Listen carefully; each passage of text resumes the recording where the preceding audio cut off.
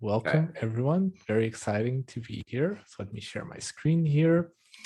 So we are extremely happy to be here and present on Deliver Practice for Motivational Interviewing. My name is Alexander Vaz, and with my esteemed colleagues, Tony Romaner, Jennifer Manuel, and Denise Ernst. And let me just, I'll jump in and do the introductions, Alex, okay? Oh, please do so, Tony. Yeah, so Jennifer Manuel is Deputy Director of Psychology at the San Francisco Veterans Affairs Healthcare System and Associate Professor in the Department of Psychiatry and Behavioral Sciences at the University of California, San Francisco. She has been a member of the Motivational Interviewing Network of Trainers, MINT, since 2005, and she conducts MI training and coding workshops throughout the world. She has co-authored multiple MI behavioral coding systems, including the widely used Motivational Interviewing Treatment Integrity Coding Manual. Dr. Manuel's research expertise is in the implementation and evaluation of MI in frontline clinical settings.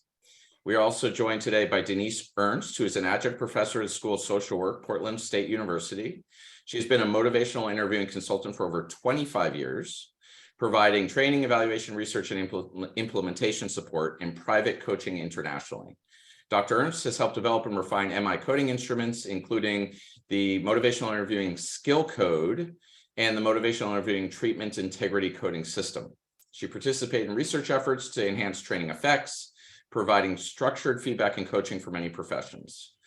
Dr. Ernst has been a member of the Motivational Interviewing Network of Trainers since 1997.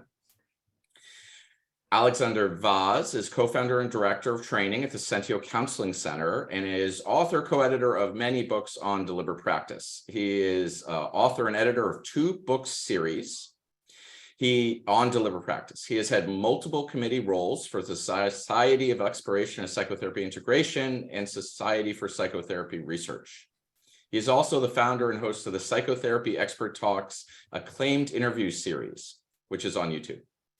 And myself, I am Tony Romaner. I'm co-founder and executive director of the Centio Counseling Center. I am also author of many books on deliberate practice and 2 series, and incoming president of APA Division 29.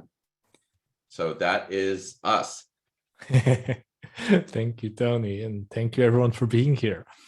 So to get us started, so this is the counseling center. Tony, you want to go over this? Yeah, so Alex and I work for the Centio Counseling Center. We provide low-fee sliding scale therapy for California residents, starting at $30 a session. We have multiple trainings for supervisors. Today, you're just going to get a teaser of that. But we also have a level 2 training for MI and a level 3 training for supervisors. So if what you see today interests you, please check out our website. I'll put the link in the chat. That's good, Alex. All right, thanks. All right, so why are we here? So we want to make one single slide of theory and move on as quickly as possible to motivational interviewing, the wonderful book that Denise and Jennifer led on motivational interviewing and skill building in the context of motivational interviewing. And the whole purpose of doing a deliberate practice series and talking about deliberate practice in psychotherapy is mainly because of this distinction you're seeing on the screen. The distinction between conceptual knowledge or conceptual learning and procedural knowledge or procedural learning. Conceptual knowledge being the kind of learning that you get from reading books, watching lectures, watching videos, and those are all very important. Mainly it's reflective theory kind of learning. So if you love MI theory, for example, that doesn't necessarily translate into being able to perform or do motivational interviewing skills. That's the procedural element. So we're trying to complement your conceptual learning, for example, in motivational interviewing, by not just reading about the theory of motivational interviewing in this case, but also being able to practice skill building exercises so that you can actually translate that knowledge into actual skills that you can use with your clients. And this is something that most people feel that there's a big gap in our field between knowing a lot about therapy and theory, but then when they are in front of their actual clients, we feel so eloquent in our minds, but when we open our mouths, unfortunately, it doesn't come out as eloquently as we would have liked. And that's where deliberate practice helps. So Tony and I have been editing this book series for the American Psychological Association. We have had the extreme luxury of working with leading experts on different therapy models. We have done many books like you see here on the screen on deliberate practice skill building exercises for each therapy model. And today we're focusing on the book led by Denise Ernst and Jennifer Manuel for deliberate practice in motivational interviewing. The purpose of the book being complementing the conceptual learning of motivational interviewing with skill building exercises, something that you can practice again and again and get feedback and really feel that you're actually owning the skills of the model, not just being able to better think about the model. So we're jumping quickly here into the table of contents of that particular book, Deliberate Practice in Motivational Interviewing. And Jennifer and Denise had the Herculean task of being able to translate the very rich theory and research of motivational interviewing into very concrete skill building exercises that anyone can practice across, whatever it is your proficiency in motivational interviewing, all the way from knowing nothing about motivational interviewing to being a seasoned therapist that you want to hone in certain skills even better. So what you're seeing on your screen are 12 skill building exercises that compose this book. Each exercise helps you perfect your competency in each of these motivational interviewing skills. And before we jump into the specific exercise, I want to open up a conversation here with Jennifer and Denise. And I would love to get your take on why deliberate practice is relevant for motivational interviewing in general. What does it add to motivational interviewing training?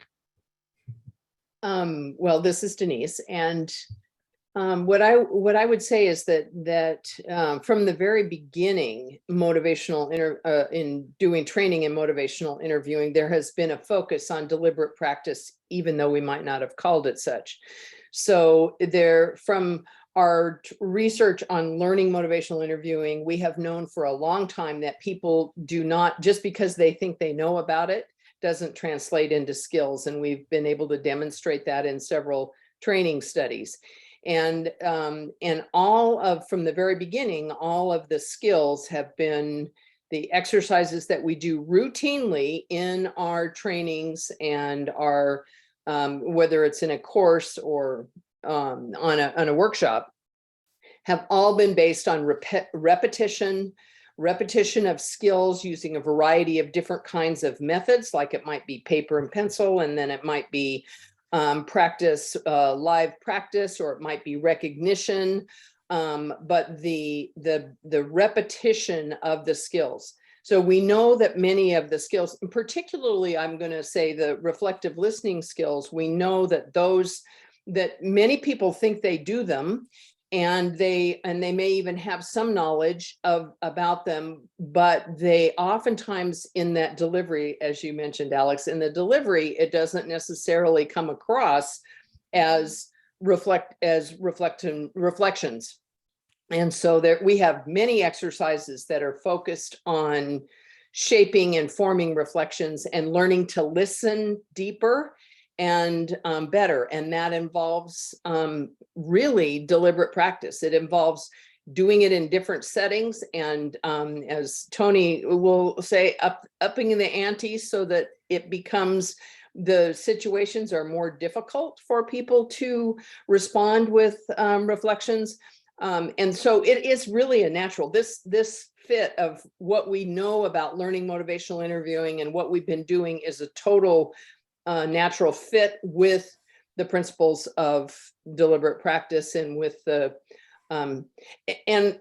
so I will say that in the writing up of the book and writing up of the exercises, it was really beneficial to make that much more concrete. That was a really important learning from that, about taking these exercises that we have relied on doing in person all the time, or at least using ourselves as the mechanism for feedback and for sharing knowledge, that we really that writing it down and making it really concrete so that the descriptions of the skills and what they really mean become clearer. That has been a really useful addition to what has been traditionally done in motivational interviewing. So that's what I got. How about you, Jen? I think you said it perfectly, Denise. I don't have anything to add there. That's great. So I guess the natural challenge that we had to face as starting to write this book and any of the books on this series is that because MI theory is so rich in research, how do you then choose the skills to focus on for this book, right? So I'm going to put again this slide up on the screen. So we have these 12 skills that you focused on for this book. And you'll notice that of the 12 skills, you have 4 initial ones that have this kind of green banner next to them, then yellow, then red. And this is really sequential logic that we put in the book, where we're starting off with quote unquote easier skills. I would say more basic skills, and maybe not necessarily easier, but more basic skills. And as you go further and further along, you get into harder and harder skills. Now I'd love to throw it. Maybe we can start with you, Jen, in this case. What was the thinking behind choosing these 12 specific skills? Yeah, we wanted to start first with what we thought were the core skills in MI. So reflections, asking open-ended questions, affirmations, autonomy support statements. So those are really the foundational elements of motivational interviewing. And then we really wanted to focus on change talk. And so that, you can use reflections and ask questions all day long. But if you're asking a client why they don't want to change or what the benefits of the target behavior might be. So an example, when we say change talk and sustain talk, change talk is any language moving towards a behavior change. So if you have someone who's smoking, the more we hear from them, the reasons that they want to quit smoking, how their life would be improved if they quit smoking, the more likely that person is to actually quit smoking. Conversely, the more they talk about how much they love smoking, how hard it is to quit, the less likely they are to do that. And we know this based on a number of published studies at this point. And so that was the next step, was like, we had to have the basics and then really rooting those basics in this element of change talk and sustain talk. And I think that's a shift in MI over the last few years. I think we didn't have that basic understanding early on around motivational interviewing. And so, people who were trained, in MI maybe 20 years ago won't have had that component. So I think the challenge was actually just limiting it to 12. Denise and I kind of struggled with that. And we kind of said, well, maybe we'll have a next book where we can cover all the other pieces, because it was tough to limit it to only 12 elements. Yeah. Well, one distinctive element of this book as well is we want to give a shout out to the MI community, because these books didn't just come out of your head. You actually wrote them, and then we tried them out and tested them all around the world, with a lot of the huge community of MI really helping out and practicing these skills, video recording themselves, and then sending back tapes of them practicing the skills and us revising the exercises. You want to talk a little bit about the importance of the testing the exercise process? Well, that was awesome, because I think Denise and I are similar in a lot of ways. And one which is that we really rely on the participants in our trainings on their feedback about do they have this? Do we need to spend more time on this? Can we move past it? And so we really rely on that feedback in our trainings, and we'll often kind of adjust our trainings based on, what we're seeing from the participants. And so it was hard to think about what these trainings are going to look like without us there, without us adding that extra comment or giving that extra kind of explanation about what we want people to be doing.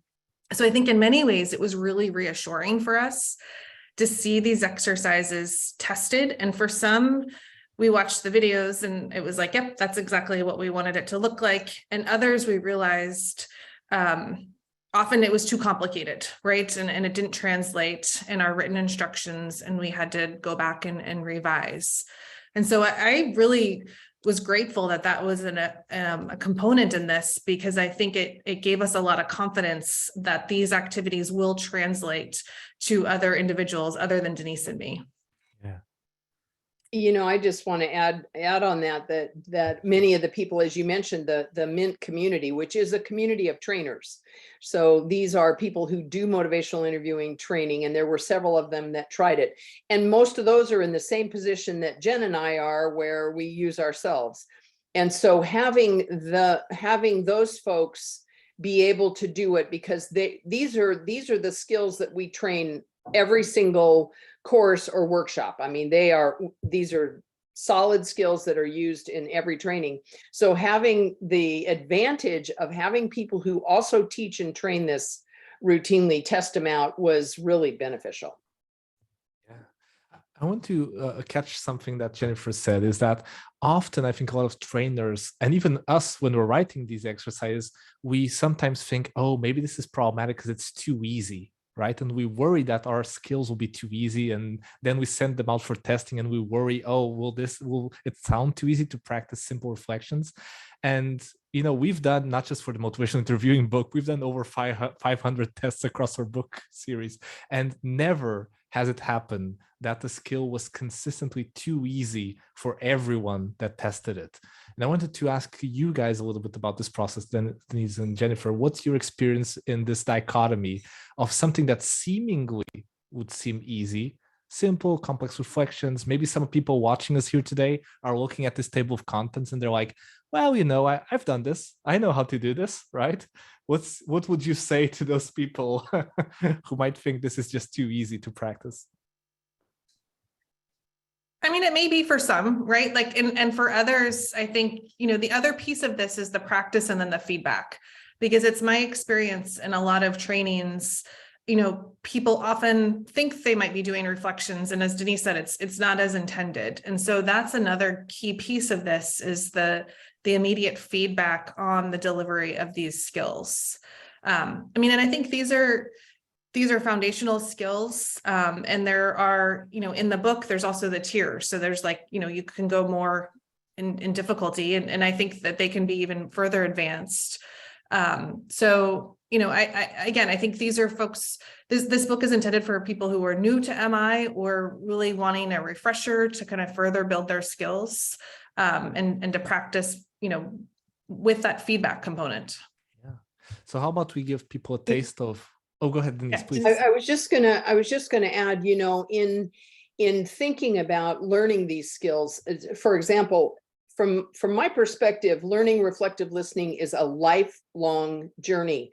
It is, there is always room for growth, to be better listeners and to be more present. And it's a practice. It's not something you just learn how to do and then you're just repeat it. It is, you know, so it looks simple, like, okay, you just reflect back what they say, but when you're really doing this, it's much broader and much deeper than that.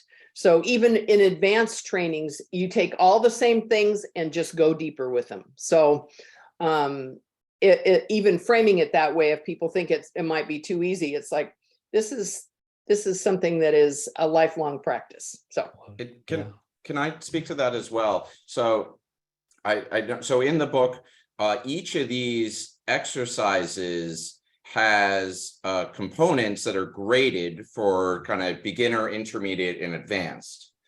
And so within each of these exercises, they can get easier or harder. And so Jennifer and Denise, when you were creating these exercises, kind of how did you, within the exercise, make the client prompts like harder? Like what were you doing to kind of scale the difficulty? That's a hard question, because it depended on the skill. Sure. yeah. The complexity, I think, of the client statements was part of it, in terms of what was being offered. I think we struggled with that, because I think you don't know what else is happening in the room. So that statement in isolation is hard to know, right? And so like like role Discord, like, so a Discord statement that's like coming with from a client you've seen, you know, several sessions, you have a good rapport with, that's going to be different than like someone you've met 1 minute and who has a lot of other stuff that they're upset about, right? And so I think that is part of it, but a lot of it was just the complexity from the client side. Yeah. Right. So it's kind of harder to use these MI skills when a client is presenting kind of more information or complex information or that kind of thing. Well, and also, you know, you can't get in written prompts, you can't get across emotion, but so much, but also having some underlying indication of emotion of deeper level emotions or deeper level meaning, so that they're complex in a certain way, or in, you know, where there's hints about underlying meaning. Right. Okay. Have you found in your work supervising and training MI that some trainees and therapists can have a harder time using MI when the client is very emotionally activated? Sure. Yeah, absolutely. Okay, so this is something that we found deliberate practice can be helpful for therapists who might even feel competent in MI. They might, on a given day, they might be really good at MI, but they might have a certain client that presents with a lot of emotional activation or stirs up a lot of countertransference or reactions or whatever you want to call it. And doing these exercises, rehearsing can help with those particularly challenging cases. Absolutely. Well, what I sometimes hear is from folks who are learning MI is, especially around reflections, I don't want to put words in someone's mouth. And that's something that people really worry about in a way that they want to be respectful. And so what we're trying to say with reflections is that we're conveying empathy, right? We're conveying that we understand what that person's saying, not that we agree with them, not that we've experienced it, but that we hear what they're saying. And I think that it takes folks some time to feel comfortable with that. And I'm the example, like when I was learning MI from Bill Miller 20 some years ago now, I practiced and, my partner was like, that's MI is like what you say when you say, what you repeat back to me what I just said, right? Because I was like wanting to be safe, right? And I didn't want to go too far. Right. I've come a long way since then, but there is this kind of uncomfortability about like, did I get it wrong? And what happens if I got it wrong? Will I upset the person further? Right. And I think that practice lets you feel more comfortable that if you get it wrong, it's okay, right? Like the person, explains it, like, not that I'm worried about it. I'm just not sure what's going to happen next, right? They give a little more explanation that can be very valuable. So it kind of lets the trainee kind of spread their wings, kind of try to get more comfortable with a range of responses. Well, and also a range of how responses are delivered. So it makes a huge difference how things are delivered and the kind of tone and that people use or the facial expression. I mean, all those things really make a difference. So when you're having that interaction and you're getting feedback about, you may have meant that as a really warm, empathic statement, but boy, it was loaded with judgment. So you can, the how it gets delivered is also really important, and it's subtle. It takes practice in doing that, particularly if people are coming with training in other methods that are much more directive or much more educational focused, or have set patterns. Then backing off, it can be really challenging for people. Right, and this is the kind of stuff that there's some really good books on MI theory, but it's hard to rehearse different styles of doing it just by reading a book on theory. Like you really got to get in there and you got to try it, right? There's no substitute for that, right? Yeah, right. Try it and get feedback, either by recording yourself. If you don't have someone, that you can practice with, recording is a great option. Like listen to yourself. Do I have that inflection at the end? Is it a reflection or a question? But some sort of feedback so that you can see if you're landing those skills. Great. Right. This is a perfect segue. So one way to give people a taste of the book is to focus on one of the skills from the 12 of the book. And Jennifer and Nies, you suggested that we focused on skill number 7 from the book, the double-sided reflections. So how about we do a small group exercise, we can call it, and we'll just give people a sense for what that exercise looks like. And we'll actually invite attendees to then provide some example responses to practice with us. So the skill of double-sided reflections has 2 skill criteria, meaning these are the 2 things that the person playing the therapist is going to try to improvise an intervention that's meeting those 2 criteria, right? This is what you're trying to do when you're practicing double-sided reflections. So each therapist response, the reply should be by first reflecting the sustained talk of the client and then followed by reflection of the client change talk. And the sustained and change talk are linked with the word and. Before we jump into the specific example, maybe Jennifer and Nies, could you kind of give us a basic sense for the skill and what this means basically? Well, just to back it up. So motivational interviewing is geared towards people who are ambivalent about a behavior change, right? And so when someone's ambivalent, we are naturally going to hear from them both change talk, why they should make a change, and sustain talk, why they don't want to make the change, right? Or it would be hard. And so we know that we're going to hear both of those. That is like by definition what ambivalence is. What we want to do in MI is be collaborative, show that partnership, demonstrate that partnership to clients, and move them along towards behavior change. And so what we're doing with a reflection, and just to give a definition of a reflection, that's when we're offering, it's a statement of understanding, right? So we're kind of repeating back, and it might be complex where we're adding meaning or emotion, but it's not a question, right? So it's a statement following what the client has just said to us. So what we're doing in a double-sided reflection is first reflecting that sustained talk, right? So we want to show someone like, yeah, it can be really hard to incorporate exercise into your life. That's an important thing to reflect back to someone, that we hear that. And then we add an and, you've said that this is so important to your health, right? And so we end on that change talk. And what we know now, and very clearly from listening, Denise and I have coded thousands of MI sessions individually, not even between us. And so what we know is what we end with that double-sided reflection is where the client will most likely pick up. And so if we end on like incorporating exercise is so hard, the client's likely going to tell you like, yeah, all the different ways, like I don't have time, I can't get to a gym. But if we end on why it might be beneficial or why it's important, that's where the client is likely going to pick up. Denise, anything to add in there? I would say that in learning this, one of the first in learning double-sided is to get rid of the but that we typically put in the middle.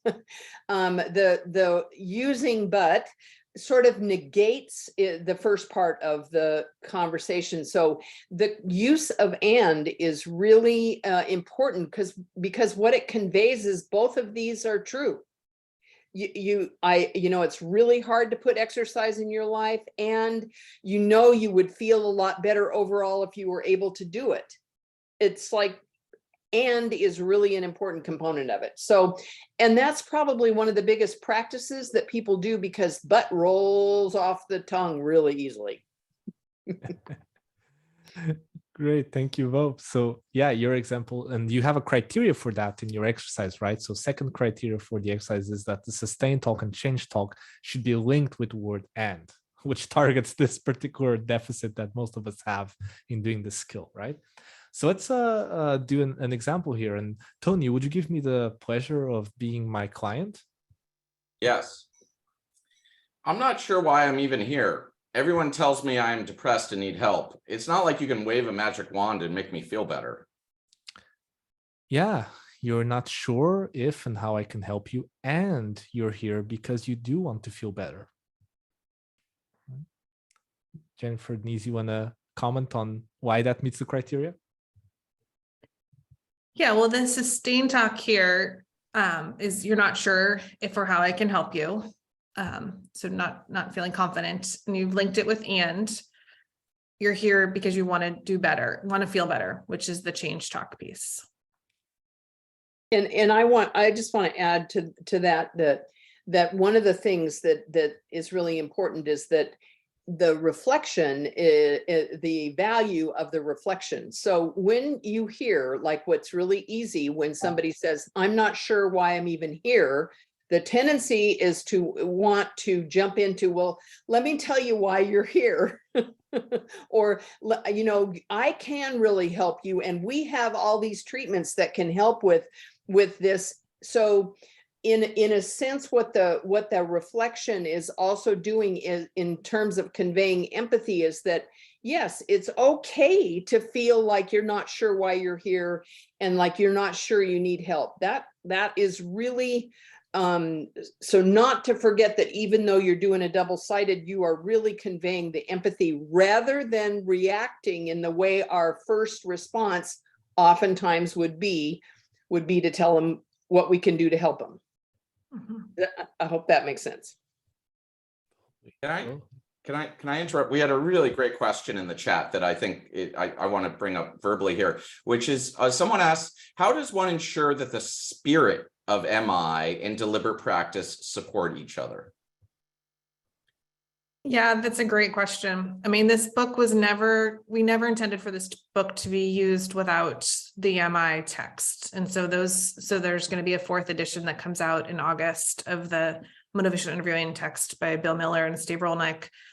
Absolutely, that needs to go at least, alongside, if not before, one engages in these exercises, because,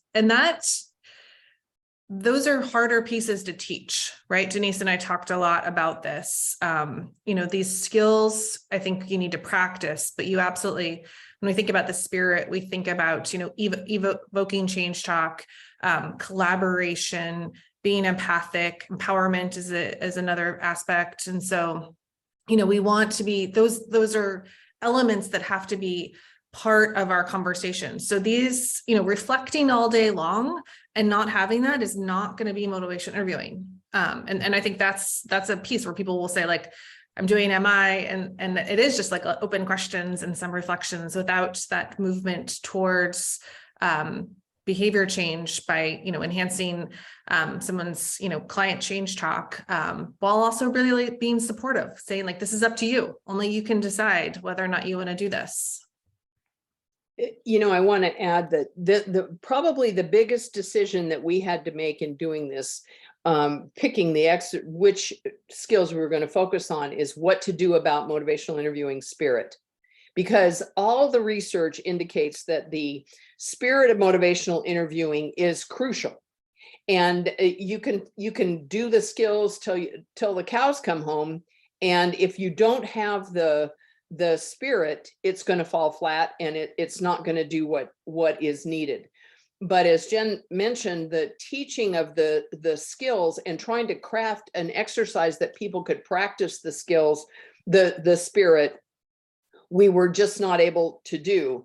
And the one of the ways of thinking about it is that the motivational interviewing includes both a way of being, which is the spirit, is a way of being. It's firmly grounded in Carl Rogers' work and in the notion of being non-judgmental, of being empathic, warm, all of those things conveying empathy.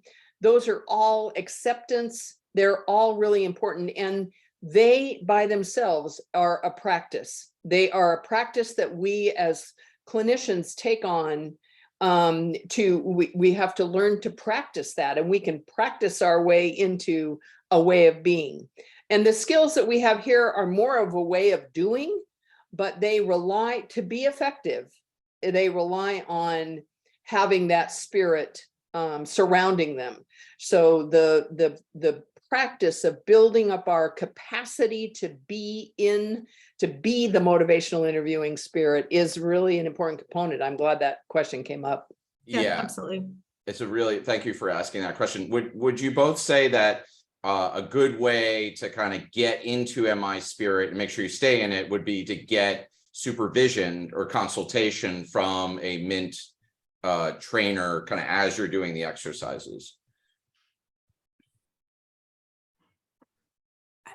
I think if you can, and like it's not necessary, right? Oh, really? So I think the Mighty, the Motivation Interviewing Treatment Integrity Coding Manual, that's available for free. That's we can send out a link to that. That has kind of how we globally assess spirit, so folks can take a look at that.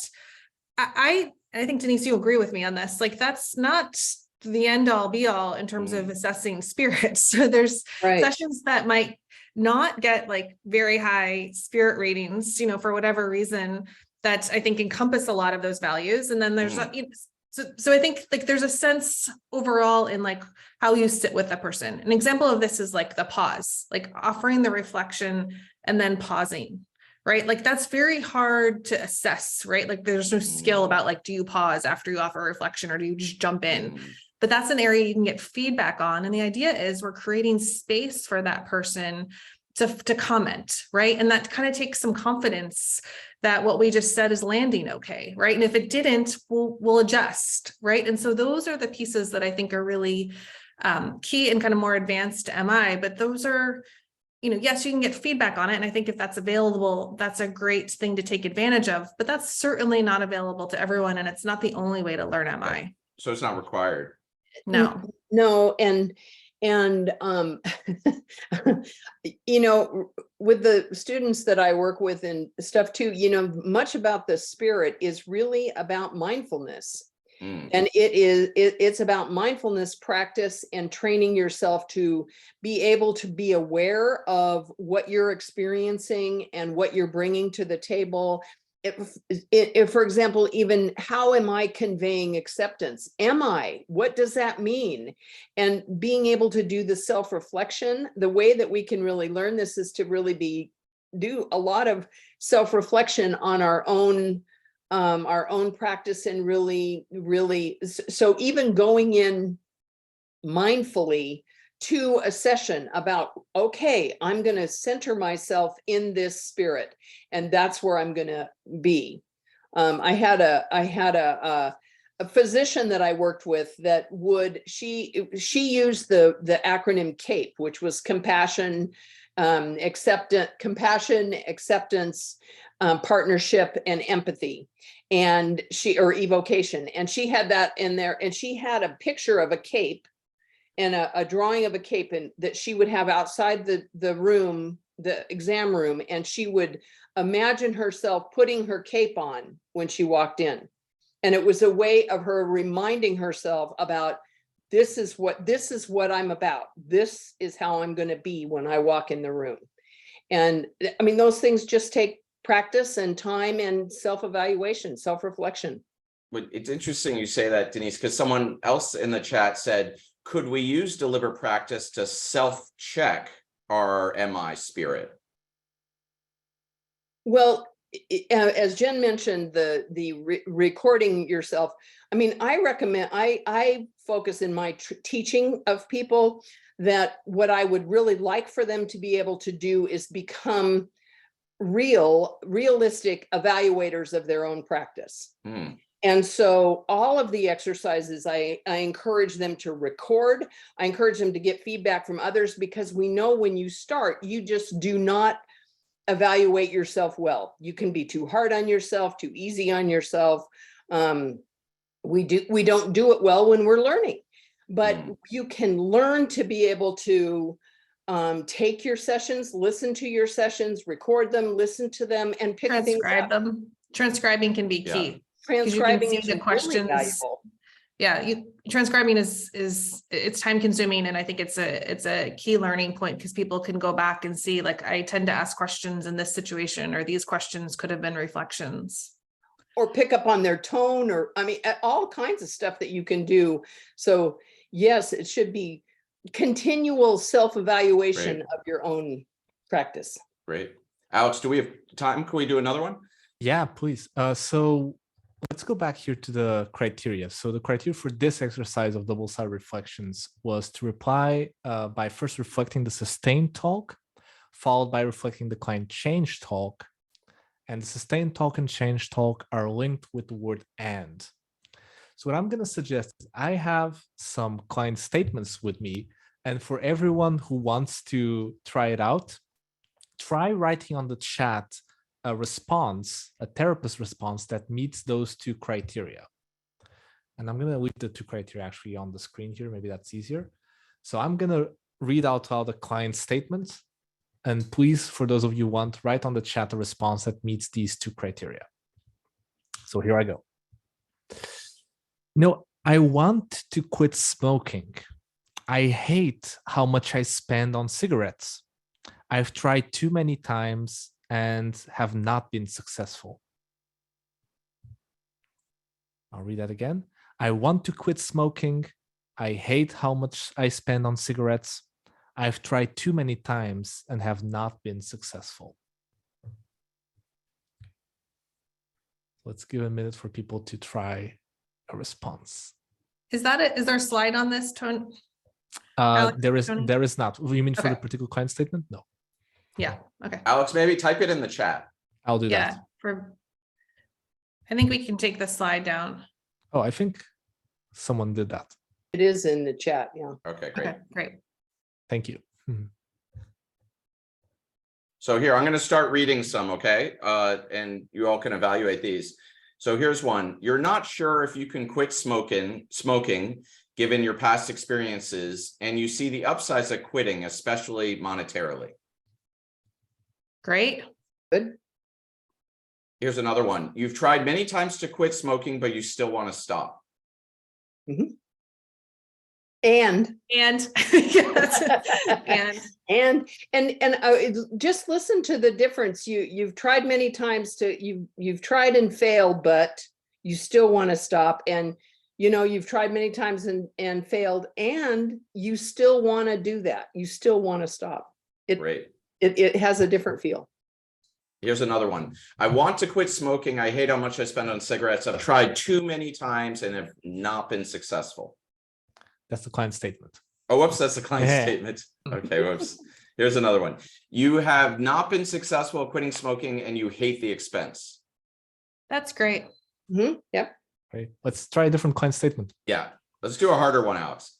Can All I just add in, Yeah. these don't have to be complicated. And so I No. think sometimes people think that there's some that are very succinct reflections and there's some that are very verbose, and getting to the heart of it quickly is fine. So the longer we talk, it doesn't necessarily help the relationship with the client. And so brief is absolutely fine with these. Brief and concise, less is more. Yep. Great. So let me do another one. Pithy. I'm going to write it on the chat as well. I'm not sure anyone understands how much I'm suffering with this back pain. I want to feel better, but everyone is focused on my medication and not how I feel. Let's give people a minute.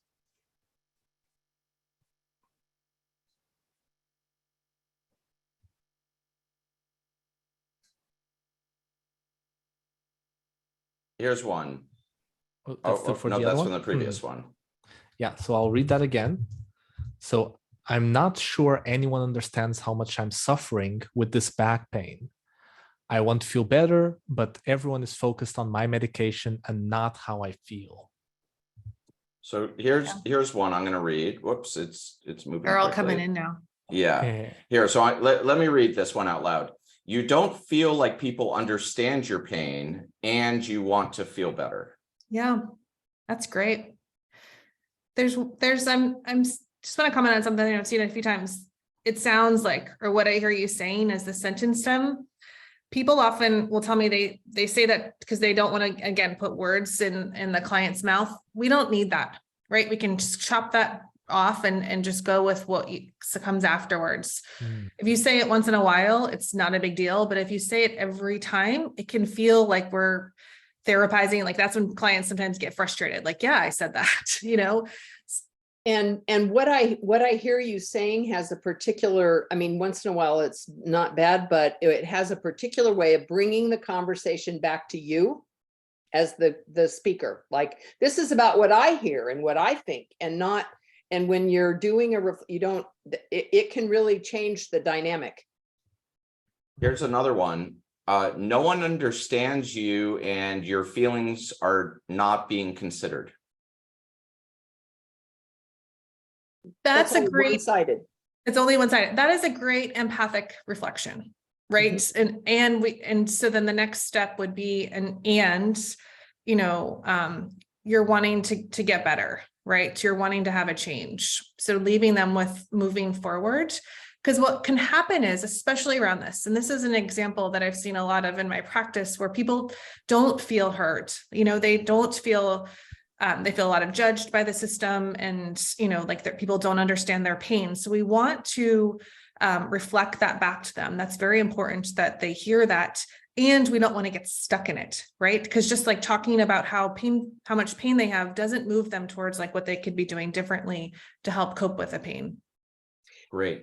And part of in this kind of discerning when you're practicing this is recognizing what the change in sustain talk is in that statement.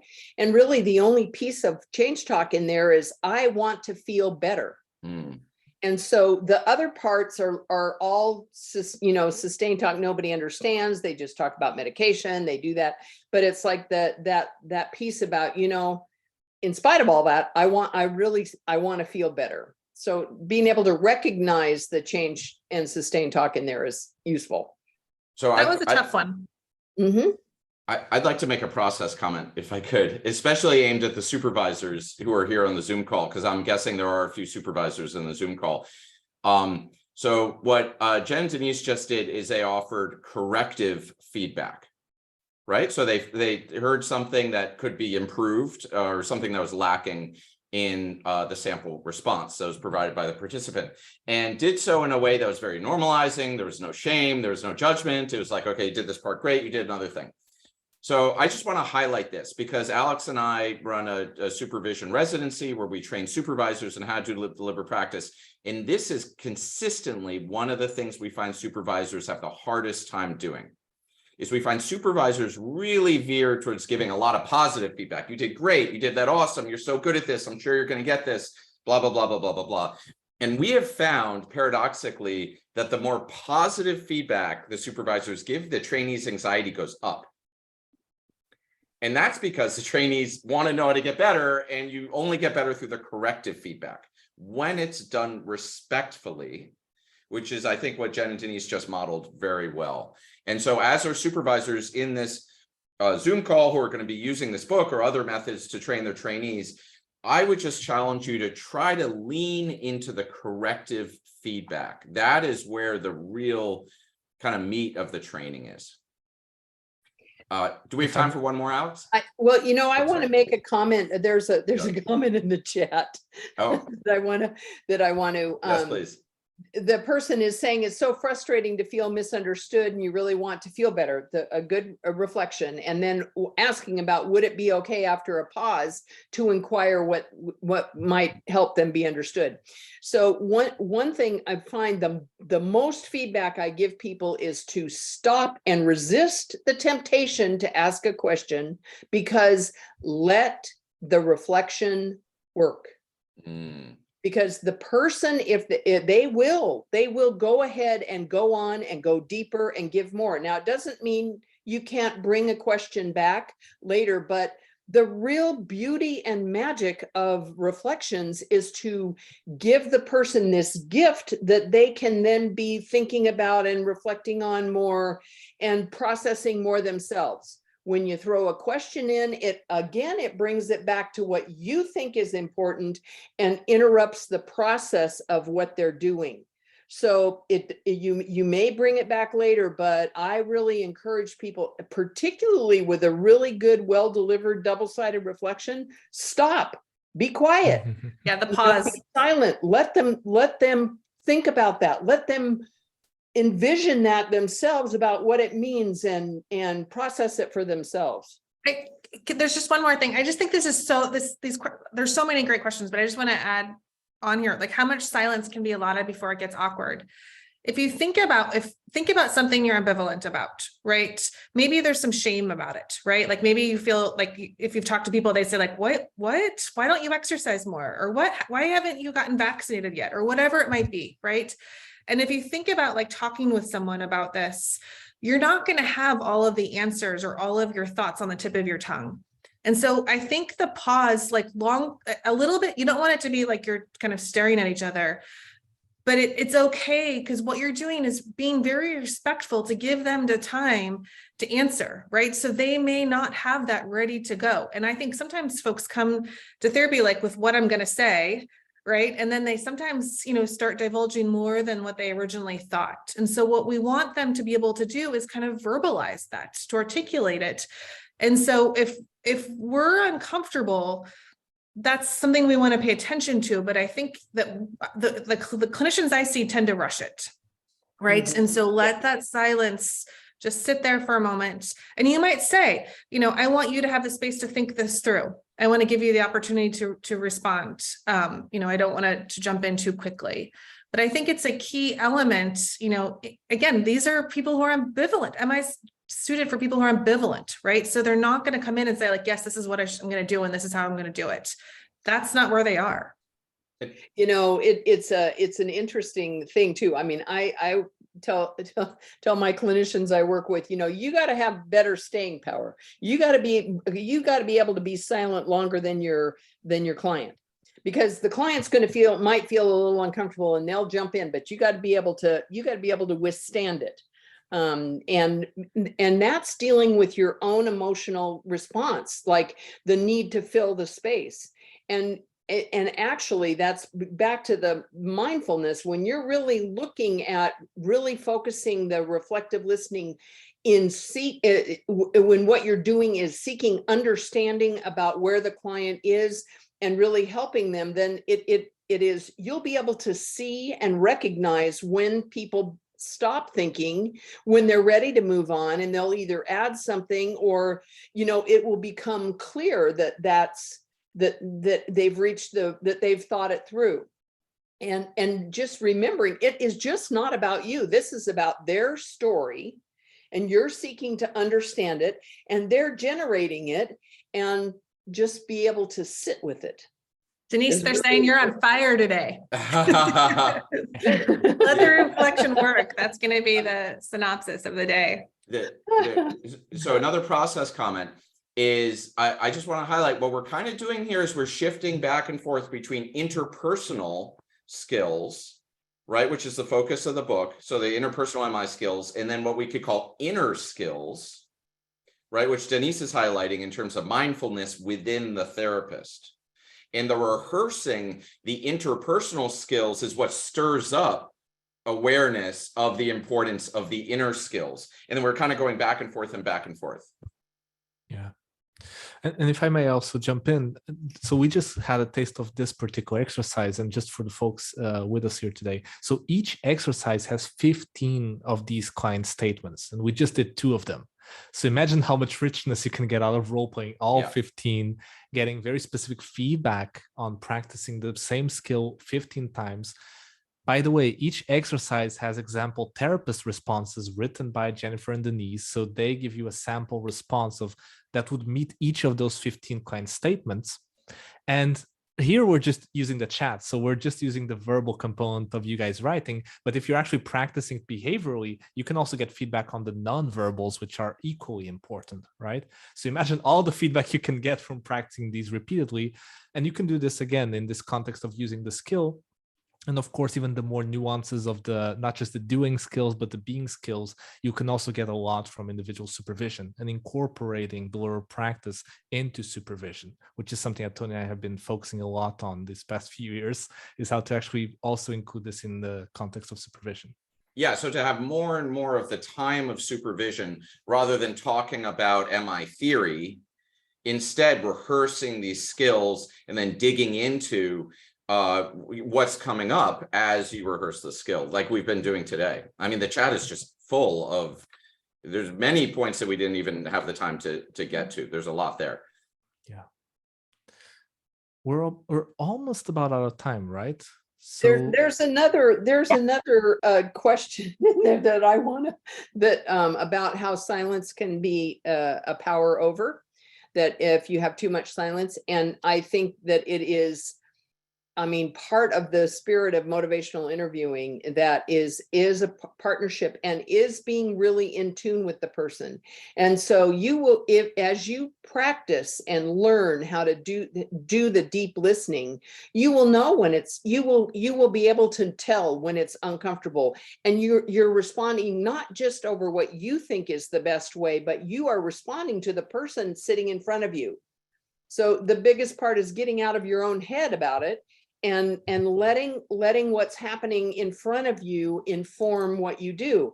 And if the person starts fidgeting and looks like they're feeling uncomfortable, then you can even comment on that, like this is, you can be real and genuine and in that interaction with the person, and remember, it's not about you. That's great. So I know we're almost out of time. Tony, you wanted to jump in? No, I think we got to wrap up here. I'm sorry, everyone. There's a lot of great questions in the chat and Q&A, and we just don't have time for everyone. But I really appreciate everyone's. We had a very rich participation today, so thank you so much. And thank you, Jen Denise, for joining us today. We had somewhere around 10 million people register for this webinar, and it was just like off the charts. So, you know, there's tremendous demand, and thank you for sharing your wisdom today. Thank Thank